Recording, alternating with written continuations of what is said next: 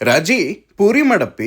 ಅಯ್ಯ ಪುರಿ ತಿನ್ಬೇಕನ್ಸಾತೈತೆ ನಿಮಗ ತಡ್ರ ಹಂಗಾರ ಮಾಡ್ಕೊಡ್ತೇನಂತ. ಫಸ್ಟ್ ನಾ ಅದಕ್ಕೆ ಏನ್ ಮಾಡ್ತೇನಂದ್ರ ಒಂದ್ ಬುಟ್ಟಿ ತಗೊಂಡು ಅದಕ್ಕ ಒಂದ್ ಬಟ್ಲಾಗುವಷ್ಟು ಮೈದಾ ಹಿಟ್ಟು, ಒಂದ್ ಬಟ್ಲಾ ಗೋಧಿ ಹಿಟ್ಟು, ಒಂದ್ ಅರ್ಧ ಕಪ್ ಆಗುವಷ್ಟು ರವಾ ಹಾಕಿ, ಕಾದಿದ ಎಣ್ಣಿ, ಒಂದ್ ಸ್ವಲ್ಪ ಉಪ್ಪು ಹಾಕಿ ಇದನ್ನೆಲ್ಲದನ್ನು ನೀಟಾಗಿ ಮಿಕ್ಸ್ ಮಾಡ್ಕೋಬೇಕ. ಇದೆಲ್ಲ ಚಂದಂಗ ಮಿಕ್ಸ್ ಆಗ್ಬೇಕ.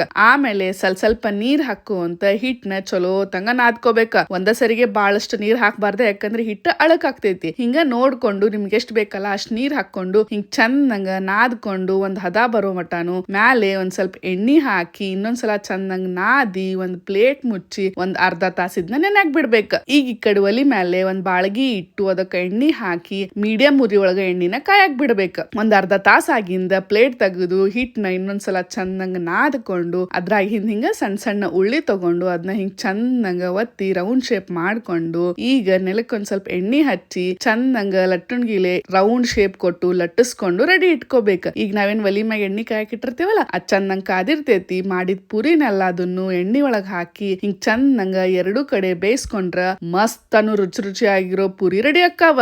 ಬರ್ರಿ ತಗೋರ್ರಿ ತಿನ್ರಿ ಹೆಂಗಾಗ್ಯಾವಂತ ರುಚಿ ನೋಡಿ ಹೇಳ್ರಿ.